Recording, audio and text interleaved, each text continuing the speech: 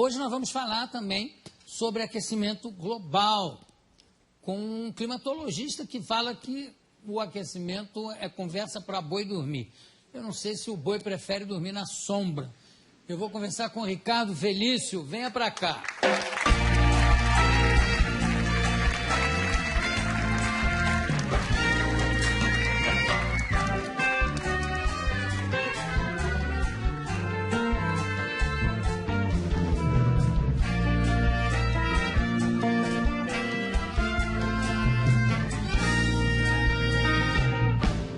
Bom, você é professor do Departamento de Geografia da USP.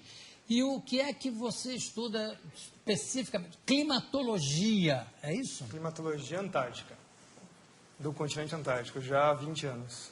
É só do continente antártico? É a minha especialidade, mas o resto também. Sim, não. Não tem como separar. Claro. E você esteve na Antártida algumas vezes? 2 vezes já. O que você acha das teorias de que o aquecimento global está derretendo o gelo do continente? Começa que já nem é uma teoria, é só uma hipótese. Então ela não carece de prova científica. Então é isso que é o pior. Você tá... Não carece de prova? Não tem prova científica do aquecimento global. São 26 anos, na verdade são 3.000 anos que essa história já existe. Nossos pesquisadores da equipe da Climagel já foram buscando essa informação. Já se discutiu isso nas ágoras das póleis gregas. Se cortasse árvore ia mudar o clima do planeta.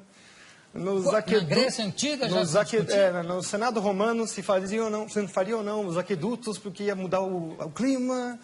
E por aí foi. Até hoje nós estamos com essa historinha, a mesma coisa. O clima vai mudar, o homem mexe no planeta, não sei o quê, e não mexe nada. Mas é engraçado, tem relatos de uma civilização, não sei se é a Inca ou se é Azteca, aonde eles iam cortando florestas para usar essa madeira, inclusive para queimar essa madeira, com aquecimento, etc.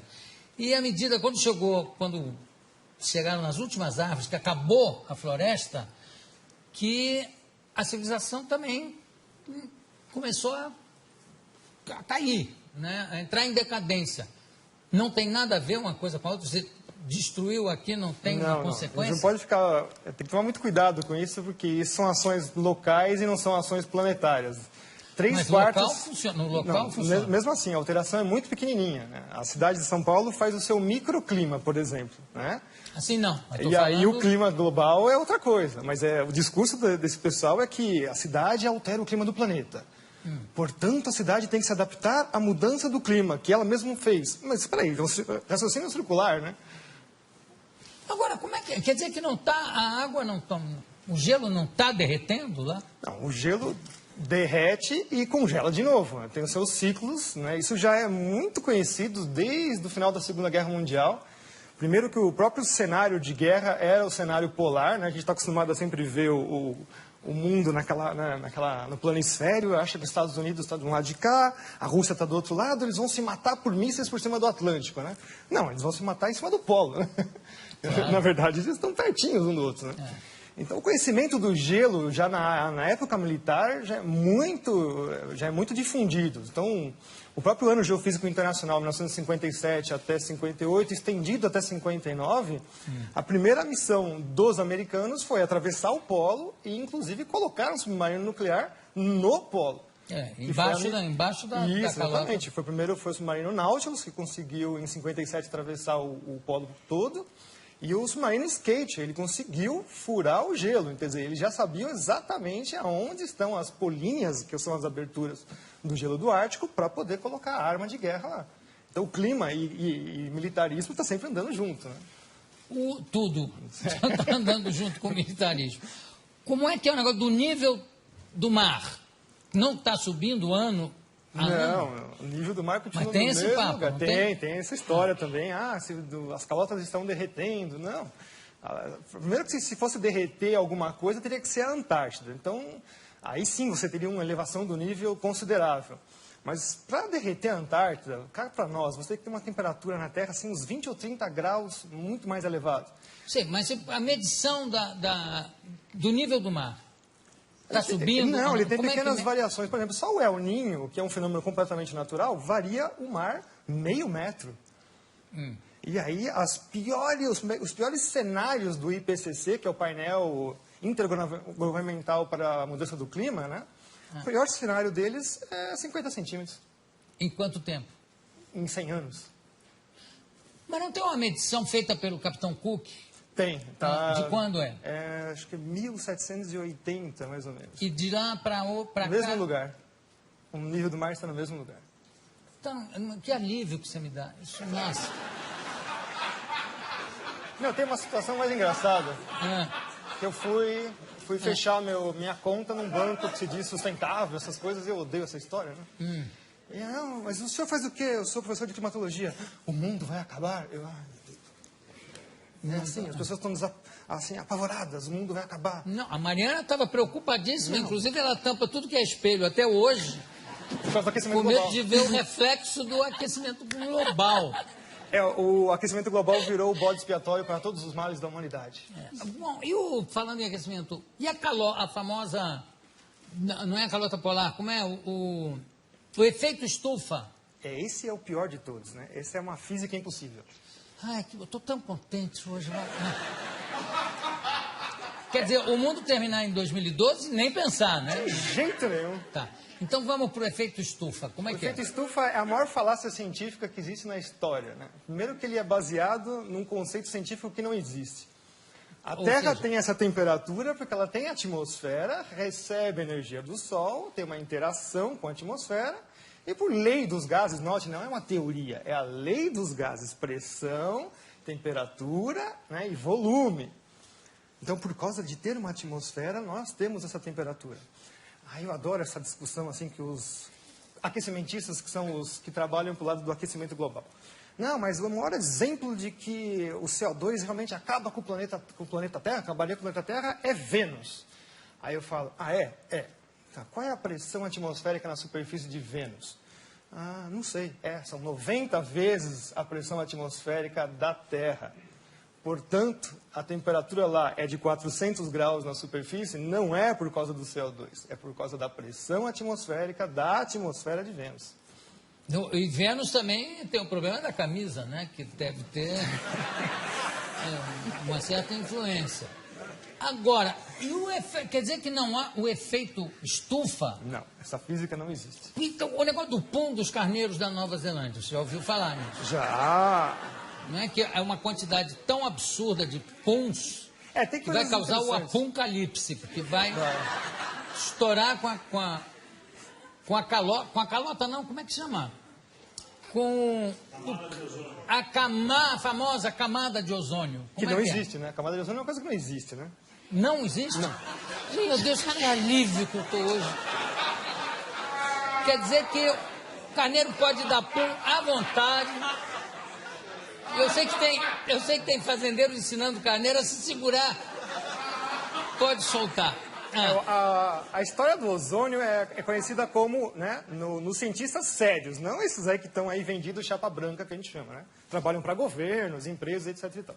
Cientistas sérios, o próprio pai da coisa é o Dobson, que no Ano Geofísico Internacional se propôs a ir para a Antártica justamente para saber qual era a variação do ozônio na calota polar. Ele já sabia que o ozônio desaparecia completamente na Antártida. E aí, de lá para cá, os caras desaparecem com essas informações e falam que é o seu desodorante que destrói a camada de ozônio. Nossa! Nunca mais eu pego um sujeito fedendo, que eu brigar com ele, para botar um desodorante, Aí, quando você vai ver o que acontece, é a quebra das patentes dos CFCs, os gases refrigerantes. Então, em 87, começam a terminar as patentes, elas começam a se tornar públicas, você não precisa mais pagar royalties para elas. Então, a indústria toda que detém essas patentes lança um substituto chamado HCFC, que é um organofluorclorado como qualquer outro, mas custa, né, o CFC passa a custar $1,38 o quilo, o outro passa para $38 o quilo. Mas a grande vantagem é que ele não funciona em nenhuma das geladeiras anteriores, ar-condicionado e tudo mais. Então, é extremamente sustentável. Você tem que vender, jogar tudo fora e comprar tudo novo. Hoje, as patentes vencem em 25 anos. Então, o discurso agora é que os HCFCs, milagrosamente, descobriram que ele também faz mal para a camada de ozônio e aquecimento global. Que alívio que a gente sente, né? Não, mas o melhor é o preço, que vai ser o substituto. Que as empresas agora falaram que vão garantir que não vai dar mais problema. Né? $128 o quilo. E também não vão funcionar nos outros equipamentos. Isso tem sempre essa jogada, né? Se vocês perceberem agora, mas não é só trocar o gazinho do refrigerante. Parques industriais inteiros têm que ser trocados, porque existem os sistemas de refrigeração central, caldeiras e tudo mais. Se vocês perceberem agora, todos os produtos estão passando a butano de novo. Os CFCs, quando eles vieram no final dos anos 40, 50, eles vieram justamente para resolver o problema de explosões em fábricas, porque é um gás totalmente inerte, não tem nenhum problema com ele. Então, hoje nós estamos voltando para trás, né? Começo de século XX de novo, por uma mentira que é que esse gazinho destrói a camada de ozônio. Qual é o gás que destrói a camada de ozônio? A hipótese, é uma hipótese de novo antrópica, que nunca foi provada, é que os CFCs, os gases organofluorocorados, conseguem destruir a camada de ozônio. O butano não. O butano está isento disso. Ele fica lá, por enquanto, né? Até alguém arrumar um problema com ele. Tem uma coisa que me chama muita atenção, Ricardo, é que sempre que você vê o anúncio de um fenômeno astronômico, a queda de um meteoro, ou um fenômeno geográfico e físico, sempre é assim, a temperatura chegou a não sei quantos graus, que não acontecia desde 1920. A nevasca que aconteceu esse ano não se via desde 1887.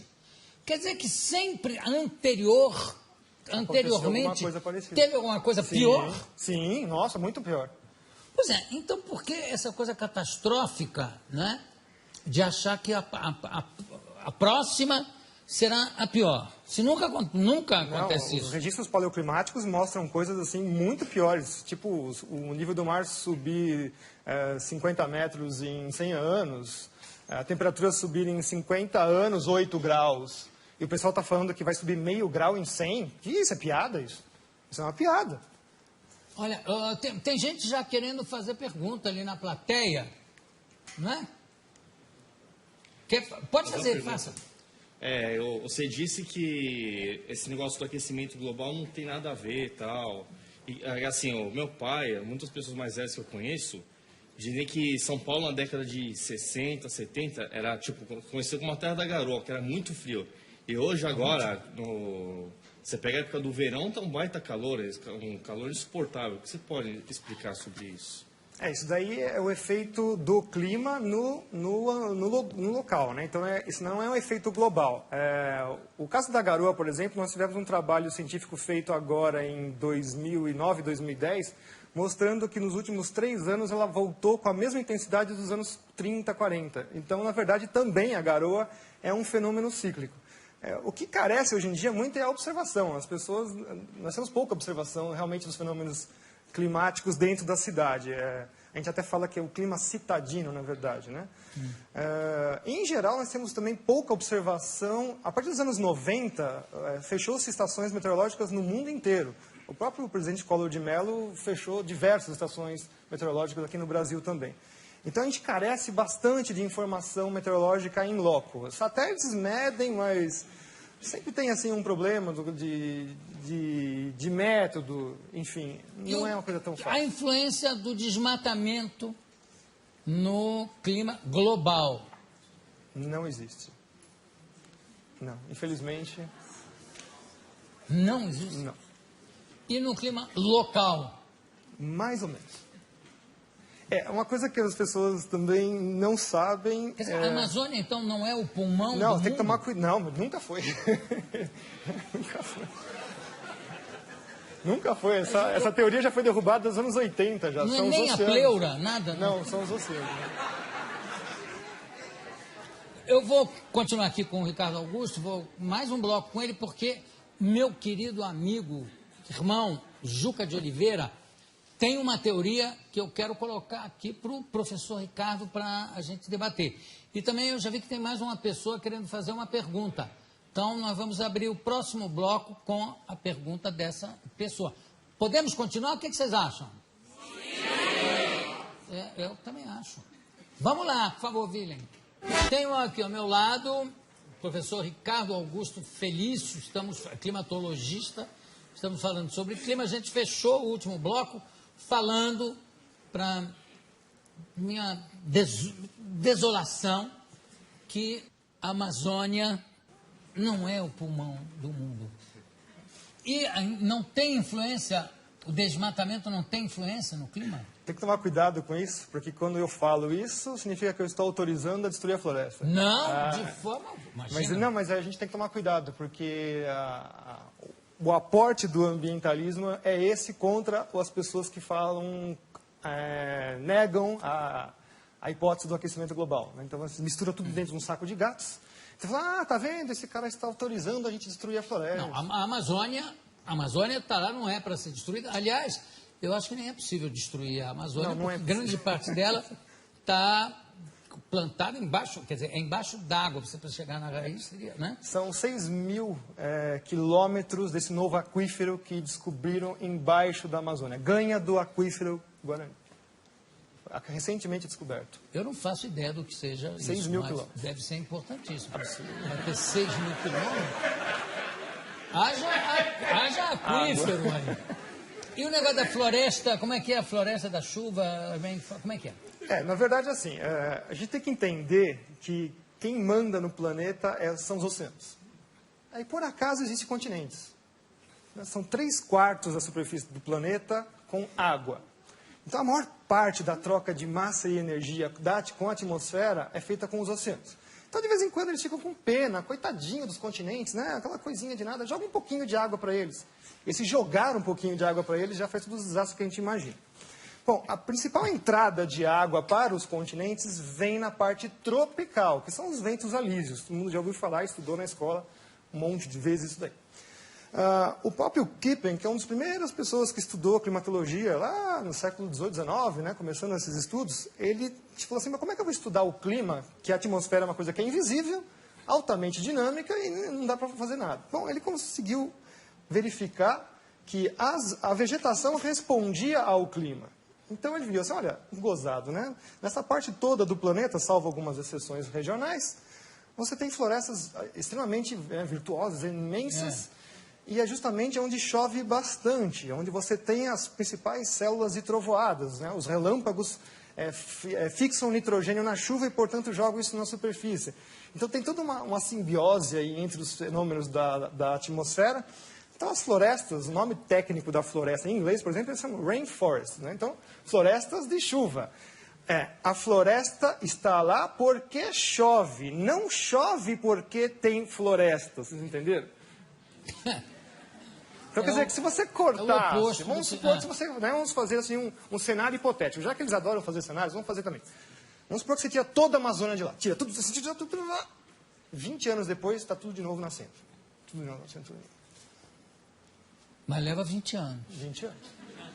Que não é nada na história do planeta. Não, nem um pouco. Quem é que queria fazer uma pergunta ali? Pois não. Tá me escutando aí? Ah, legal. Eu sou aluno da USP também, gostaria de saber, o evento Rio+20, que vai vir aqui no Rio de Janeiro, que vai discutir sobre a sustentabilidade, se a ação antrópica não tem tanto a ver assim, ou quase nada a ver com o aquecimento global, buraco na camada de ozônio e o efeito estufa, afinal, o que eles vão discutir na Rio+20? Eles vão discutir como manter as suas colônias na coleira. Hã? Olha, vamos lá. 1492. Chegam aqui e nos convenceram que nós precisávamos de espelhinhos para sobreviver. 1992. 500 anos exatamente, eles vêm com a história da Rio. Né? Todo esse negócio, o mundo está acabando, etc. e tal. Tem os precedentes disso. 1980, então começou com a historinha da camada de ozônio. 1987 se forma o primeiro painel intergovernamental chamado IOTP para a camada de ozônio. 87. 88, o IPCC, que é o painel das mudanças climáticas. 89, cai o Muro de Berlim. Aí você fala, mas o que tem a ver? Tem tudo a ver. É o sistema capitalista se expandindo. E, ao mesmo tempo, quando você tem isso, nossa, metade do efetivo dos cientistas do mundo trabalhavam para a Guerra Fria. Acabou a mamata. Se você for pegar o histórico desses cientistas que trabalham para o aquecimento global hoje, são os mesmos que trabalhavam para todos os desastres atômicos e nucleares e etc. e tal. Então, o que esses cientistas sabiam fazer? Cenários em computadores. Programo e faço cenários. Olha, você joga uma bomba nuclear aqui e faz isso. Eles só trocaram um negócio chamado guerra termonuclear global por aquecimento global. O Derico queria te fazer uma pergunta. É que ele falou do nível do mar e percebe-se, não na orla toda, mas em alguns pedaços da orla, que o mar está acabando. Quem mora na beira do mar, acabou, não mora mais, né? Sim. As avenidas não existem mais. E não é que não existem e depois volta. O mar pegou e acabou. Então, diminuiu-se a orla, né? Está se chegando, parece que a orla do Brasil está vindo para cá. Qual é o porquê disso? Isso é um fenômeno que já é estudado pela geomorfologia já há muito tempo, chamado, então, agradação e degradação. Então, a gente fala assim, a gente usa a palavra degradação achando, estamos destruindo o planeta. Não, o próprio planeta se mexe, ele vai mudando as suas formas. Então, o mar também faz os seus processos de agradação, formar praias, e degradação, ele também desfaz as praias. Isso é um processo natural também. E quando há um aterro, essa água vaza em outro lugar? Não. Você botou... Olha aí. Foi o Alex? Não. Foi você. O que houve, Alex? Fala. Aqui nada, senhor João. Hein? Lá atrás talvez, aqui nada. Já está meio tarde, ele já está arrumando as coisas para ir embora.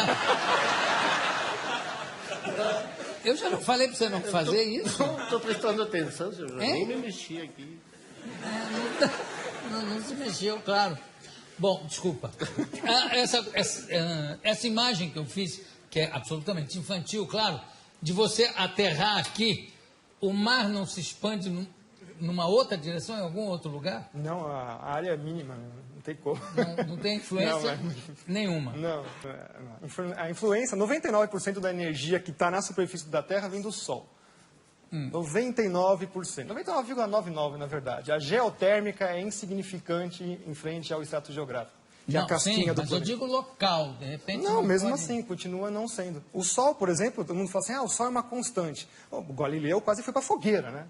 Quando ele começou a achar manchas no Sol. Eu acho que o Sol não é uma constante. E não é. O Sol tem seus ciclos, né, de alteração. O principal é de 11 anos. Então, 11 anos ele vai aumentando sua atividade e diminuindo. Então, mais ou menos 4 subindo, 7 descendo. E também tem outros ciclos de 90 anos, outros ciclos de 200. Então, agora, por exemplo, nós estamos entrando num período mais calmo do Sol, que vai até 2046. Então, se vocês estão pensando que vai ter aquecimento global, não, vai ter, mas na verdade é resfriamento. Que já está acontecendo, na verdade, desde 1998. O que? Um resfriamento? Já. As temperaturas, na verdade, já estão diminuindo. E a influência do Sol no nosso clima é total? Total, 100%. Aí depois você tem Lua, tem um pouco de Júpiter também e Saturno, mexendo em campos gravitacionais, mas o resto vai ser o Sol no primeiro escalão. O segundo escalão são os vulcões, e aí o pessoal do terceiro escalão são os oceanos. Os vulcões. Os vulcões. Não tem a ver um pouco com a teoria do Juca? De repente o aquecimento dessa água, que realmente é um grande condutor, Não, de aquecer e pá! Causar um os tsunami? vulcões têm um problema ao contrário. A resposta deles é negativa, porque eles jogam cinzas vulcânicas na estratosfera, que seria a segunda principal camada da atmosfera. E aí não deixa a energia solar ir para a superfície. Então, quando tem atividade vulcânica em geral, quando assim intensa, você tem já o próximo verão e inverno mais frios. Krakatoa foi um grande problema, né? O ano seguinte não teve verão. Né? Um vulcão lá no... Depois que ele entrou em atividade, o ano seguinte não teve verão. Tanta cinza vulcânica que ele jogou na estratosfera. Você vê, graças a Deus nós não temos aqui regiões de grandes vulcões, né? Não tem... Mas não tem problema. Em qualquer lugar que eles estiverem, eles... O chileno agora, Você o acha ano graça passado... nisso? Ele acha graça. eu acho, é bonito. Qualquer lugar. O chileno o quê? O vulcão chileno agora, no final do ano, entrou em erupção. Bom, afetou até aqui os Estados do Sul, né? Nossa, até agora o Alex estava derrubando coisa lá. E o El Ninho? Você falou do El Ninho. Até hoje se fala muito do... O El Ninho é um fenômeno bem interessante, totalmente desconhecido, muito complicado, é um fenômeno de alta frequência. Ele às vezes fica 4, 5 meses, desaparece mais uns 15.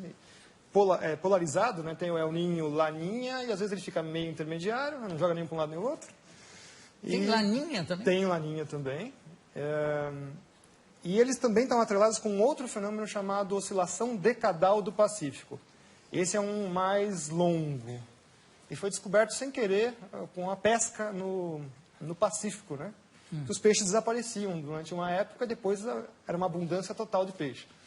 E aí viam que estava ligado com a temperatura da superfície da água do mar. Então, o Pacífico ele tem uma polaridade de estar mais frio e mais quente, muito próxima à oscilação do Sol. E tinha que ser, né? A gente sempre esquece, o Pacífico é 1/3 do tamanho da Terra. 1/3 do tamanho da Terra é o Pacífico. Bom, eu acho que a gente vai dormir ou mais tranquilo ou mais preocupado depois da conversa aqui com o Ricardo Augusto Felício. Professor, muitíssimo obrigado pela sua presença. Obrigado a todos vocês aqui também. E daqui a pouco a gente volta.